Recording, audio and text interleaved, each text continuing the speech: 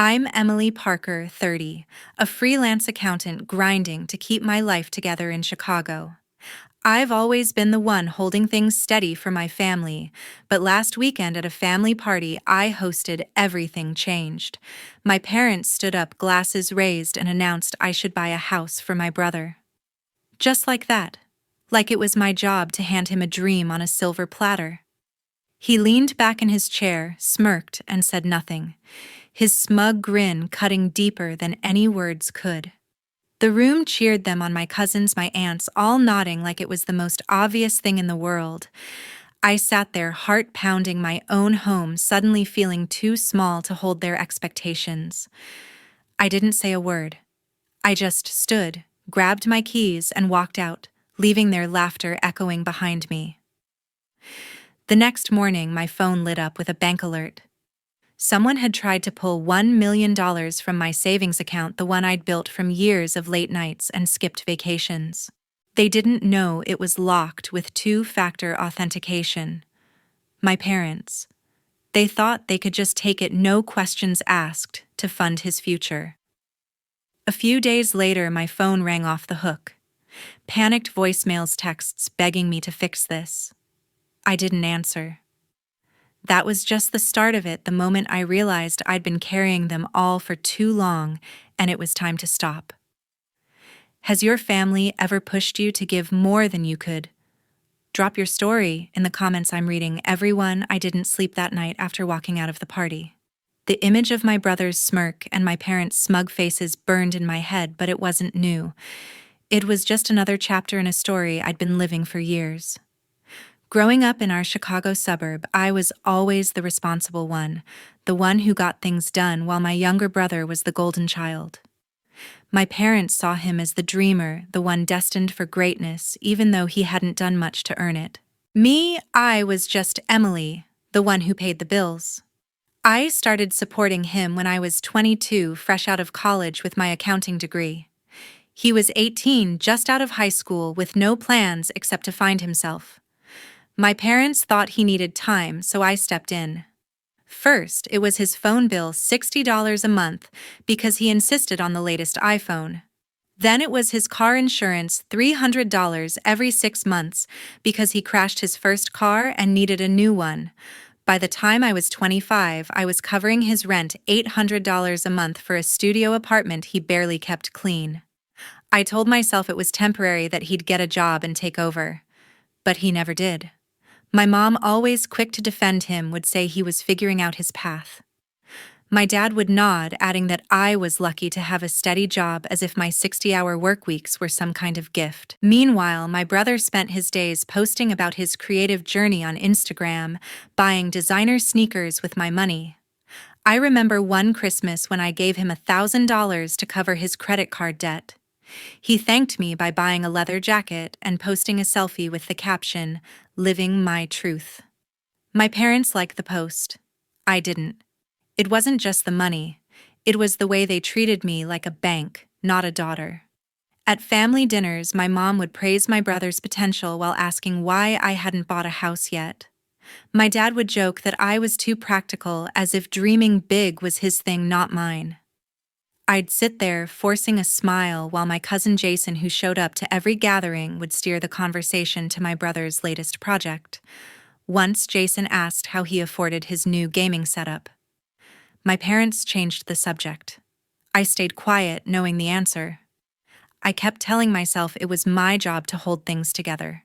I'd been doing it since I was a kid, balancing the family checkbook when my parents forgot, making sure my brother got to school when they overslept.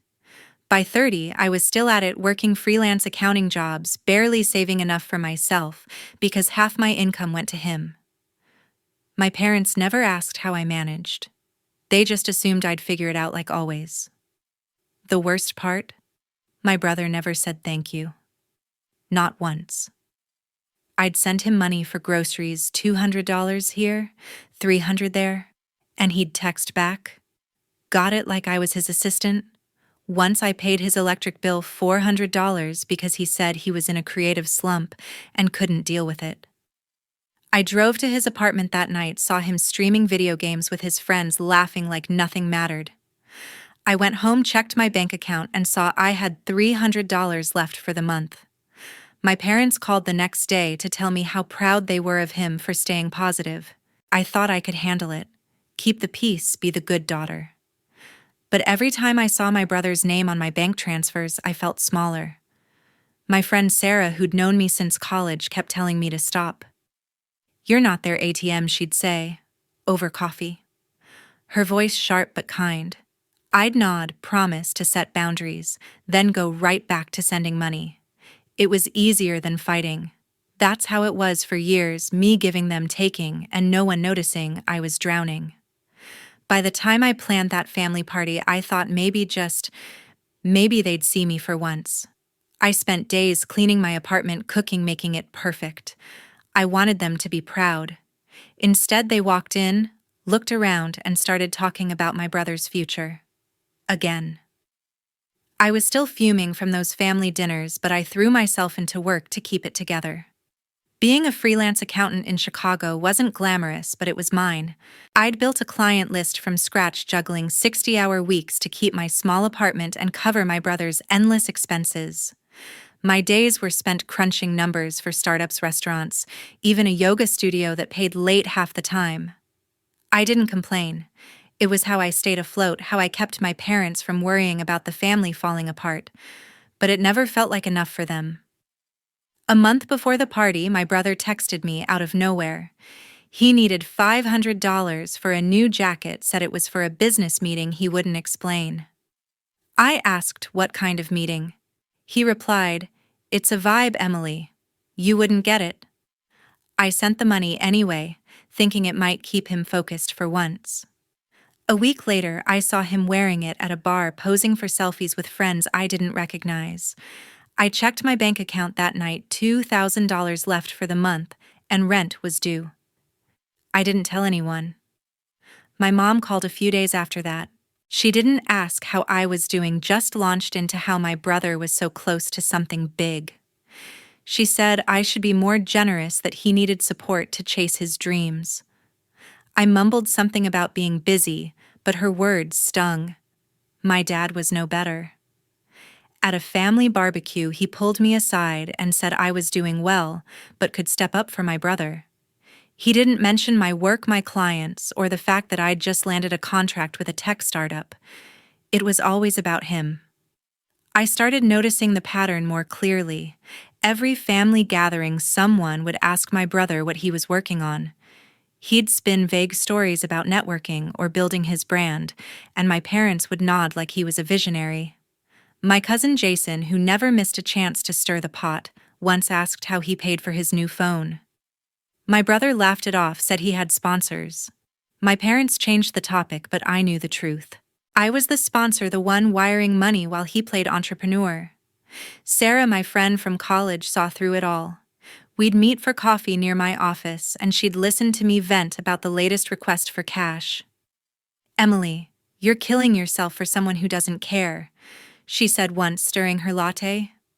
I shrugged, said it was just family.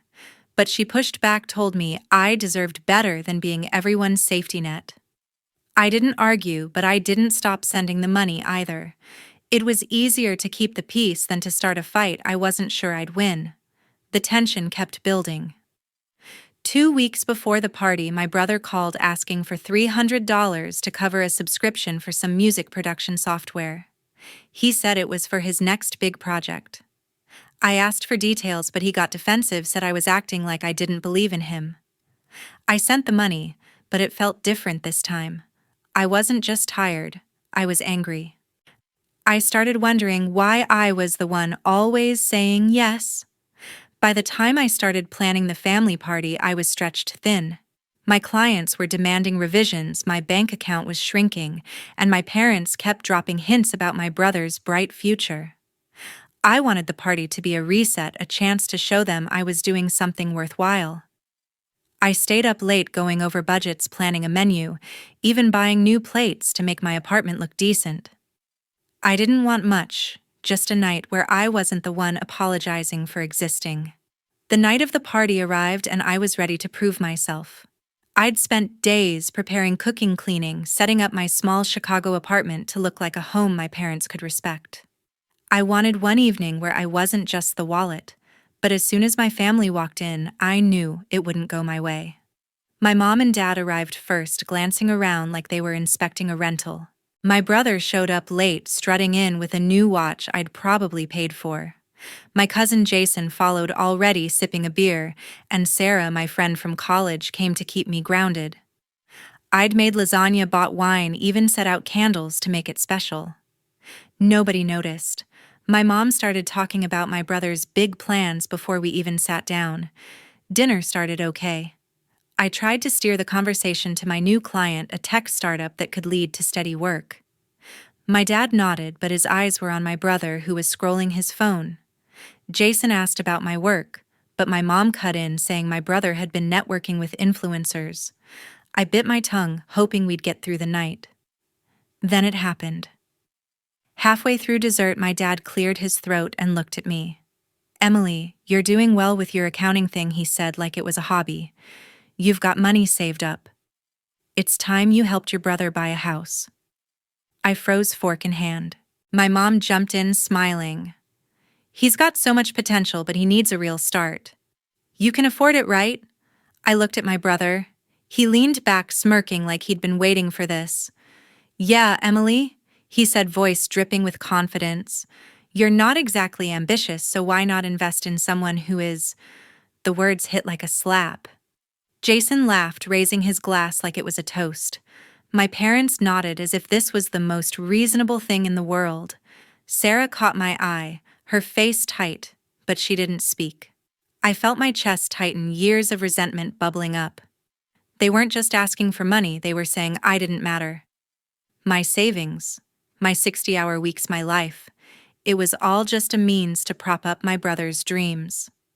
I wanted to scream, to tell them how I'd been carrying him for years, how I barely had enough for myself. But my voice wouldn't come. The room felt smaller, their faces blurring into one smug expectation. I set my fork down, hands shaking. "I need some air," I said, barely above a whisper. I stood, walked to the door, and left without looking back. My brother's smirk followed me, but I didn't care.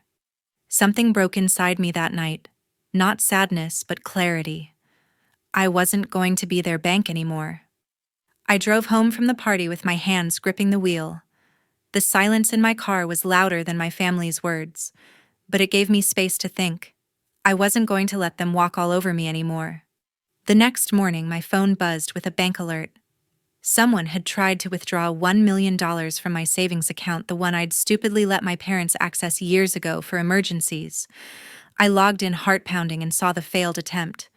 Two-factor authentication had stopped them. I called the bank right away, my voice steady despite the anger. I told them to remove my parents' access and freeze any transactions. The banker asked if I was sure. "Absolutely," I said, no hesitation. That account held everything I'd worked for years of, late nights, skipped vacations, scraping by to keep my brother afloat. They didn't get to touch it. By noon, my phone was blowing up. My mom left voicemails, her tone sharp, saying I needed to fix this mess with the bank. My dad texted, demanding I call back to discuss family priorities. My brother sent a single message. "What's wrong with the account? Fix it." I didn't respond. Instead, I went through my budget and canceled every payment I'd been making for him: $500 a month for his rent, $200 for his phone, $300 for his car insurance. I logged into his phone account, changed the billing to his name, and did the same for his car. If he wanted to live like a king, he could pay for it. Sarah called that afternoon, asking how I was holding up. I told her everything: my parents' betrayal, my brother's smug demand. She didn't say much, just listened, then said, "You did the right thing. Don't back down." Her words felt like a lifeline. I wasn't used to standing up for myself, but I wasn't turning back. Then I had an idea. If my family thought my brother was so capable, he could prove it. I spent the evening browsing job boards, looking for something he could actually do. I found a remote customer service gig, entry-level flexible hours, no experience needed. I filled out the application using his name, his resume, and a cover letter I wrote myself. I knew his email password from years of managing his accounts, so I submitted it without telling him. 2 days later, I got a notification he'd been invited for an interview. I forwarded it to him with a single line, "You're welcome." A week later, my phone lit up with his name. "I got the job," he said, his voice a mix of surprise and annoyance. "Why did you do that?" I didn't answer his question. "You start Monday," I said, then hung up. I wasn't sure if he'd actually show up, but for the first time, I felt like I'd taken a step forward. He was working even if I'd had to drag him there. My parents didn't call again that week, but I knew they were talking. Jason texted me asking why I was being so hard on my brother. I didn't reply. I was done explaining myself. For years, I'd let them pull me into their drama, but this was my line in the sand. I wasn't just cutting them off financially, I was taking back my life. I waited to see if my brother would stick with the job. For a moment, I thought he might. He started the customer service gig I'd set up for him, and I checked in with Sarah over coffee, hoping maybe I'd pushed him to change. "Give it time," she said, stirring her drink. "He's not you." I wanted to believe she was wrong. 3 weeks in, my brother called. "This job's a dead end," he said, his voice sharp with irritation. I'm not cut out for answering phones all day. I asked what his plan was. He said he was chasing his passion now, something about starting a podcast. He needed $2,000 a month to cover equipment, editing, software, and marketing. I laughed, not because it was funny, but because I couldn't believe he thought I'd say yes. "You're on your own," I told him, then hung up. He didn't call back. A week later, Sarah forwarded me a text from Jason. My brother had quit the job, no notice, no explanation. He'd moved back into my parents' house, sleeping on their couch, eating their food. My mom called me once, not to apologize, but to say my brother was going through a rough patch. She asked if I could send him $500 to get him started on his podcast. I didn't respond. My dad sent a message the next day saying I was being unreasonable and that family helps family. I left it on read. I heard from Jason that my brother was telling everyone he'd quit because the job wasn't aligned with his vision. He spent his days streaming video games, posting clips online, claiming he was building a brand. His social media was full of vague quotes about hustling and betting on yourself, but he had no income, no savings, nothing to show for it. My parents didn't seem to care. They let him stay, paid his phone bill, even bought him a new laptop, $3,000, Jason said, because my brother needed the best tools. I felt a flicker of guilt, wondering if I'd been too harsh. Sarah shut that down fast. "He's not your responsibility," she said over lunch, her voice firm. "He's a grown man who chose this." She was right. I'd given him a chance, and he'd thrown it away. I started checking his social media, not because I missed him, but to see how far he'd fall. His posts got more desperate, asking for donations to fund his dream, promising big things that never came. His followers dwindled and the comments turned harsh. People called him out for doing nothing, for living off his parents at 30.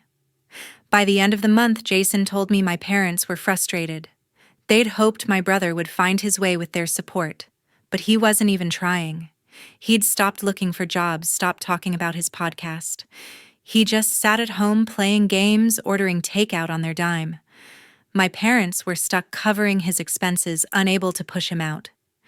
Jason said they'd started arguing about money, something they'd never done when I was footing the bill.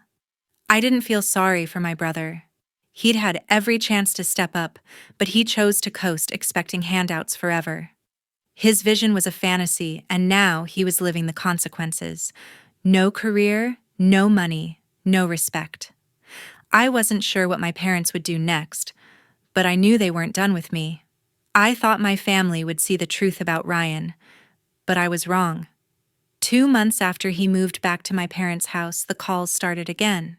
My mom left a voicemail, her voice tight with frustration. "Emily, we need to talk about your brother," she said, like I was the one causing problems. I didn't call back, but the messages kept coming. A week later, my dad showed up at my apartment unannounced. He sat on my couch, hands folded, and said I was being selfish. "Your brother's trying to rebuild," he said, as if Ryan's days of streaming games were some grand plan. "You've got money saved. You could help him with $1,000 a month just until he's stable." I stared at him, stunned. My savings were for my future. A house, maybe a business, not for Ryan's endless projects. I told him no, my voice firm but calm. He shook his head, muttering about family loyalty, and left without another word. My mom called the next day, doubling down. "You're tearing this family apart."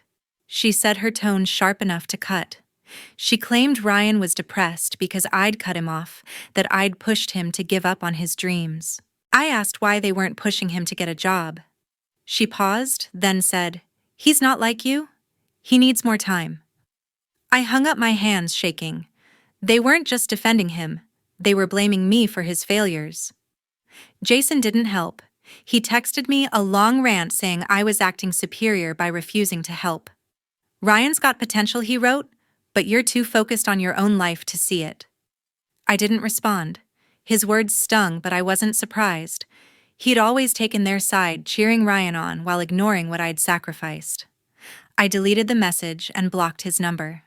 Sarah was the only one who understood. We met for drinks, and I poured out everything: my parents' accusations, Jason's lecture, the guilt they were trying to pile on me. "They're wrong," she said, leaning forward, her eyes steady. "You've done more than enough.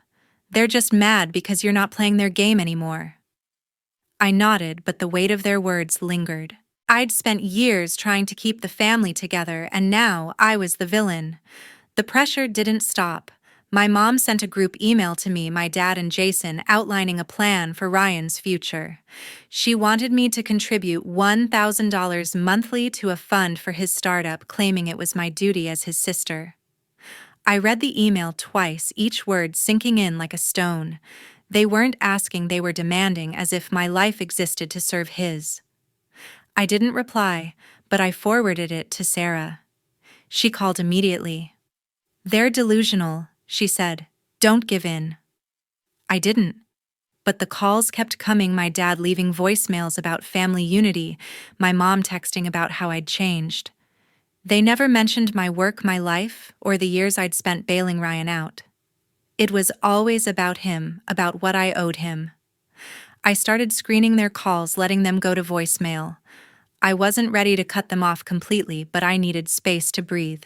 By the end of the month, I heard from Sarah that my parents were still covering Ryan's expenses, his food, his phone, even his internet for streaming. They were trapped, unable to let him fail, but they kept pointing fingers at me. I wasn't sure how long they'd keep this up, but I knew I had to hold my ground. I stopped answering my family's calls, and something shifted inside me.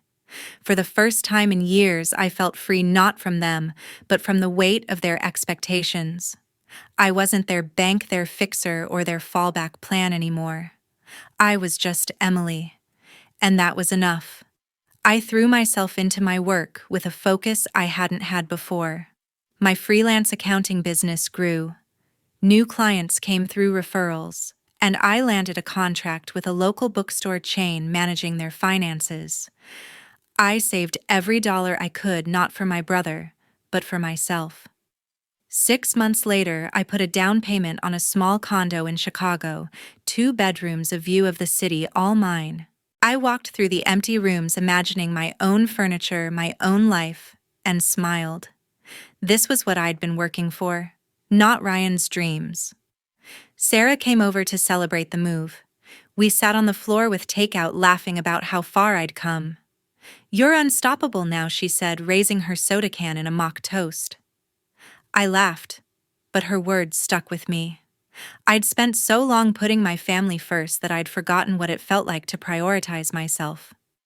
Sarah had been there through it all, reminding me I deserved more. I was grateful for her more than I could say. My parents didn't reach out about the condo, though I knew they'd heard from Jason. He'd unblocked me to send a half-hearted congratulations, but I didn't reply. I'd learned my lesson with him. His loyalty was with my parents, not me. My mom sent one last email asking for $500 to help Ryan with new opportunities. I deleted it without a second thought. My dad called once, leaving a voicemail about how I'd turn my back on them. I listened then, deleted that too. Their words didn't hurt anymore. They just sounded desperate. I checked in on Ryan's social media one last time. He was still at my parents' house posting about big plans that never materialized. His latest post was a crowdfunding link asking for $10,000 to launch a media empire. The comments were brutal. People called him a dreamer with no follow-through. He hadn't worked since the customer service job I'd set up, and my parents were still paying his way, his rent, his groceries, his subscriptions. They were trapped in their own choice, enabling him while their savings dwindled. I didn't feel sorry for them. They'd made their bed. Looking back, I realized the party wasn't just a breaking point, it was a wake-up call. I'd spent years trying to please a family that never saw my worth. Cutting them off wasn't about revenge. It was about survival. I learned to set boundaries, to say no, to build a life that was mine alone. My condo, my career, my peace. They were proof I didn't need their approval to thrive. I still think about them sometimes, wondering if they'll ever change. But I don't wait for it anymore. I've got my own path now, and I'm walking it without looking back. My brother can chase his fantasies, and my parents can keep enabling him. I'm done carrying their weight. I'm living for me, and that's the greatest victory I could ask for.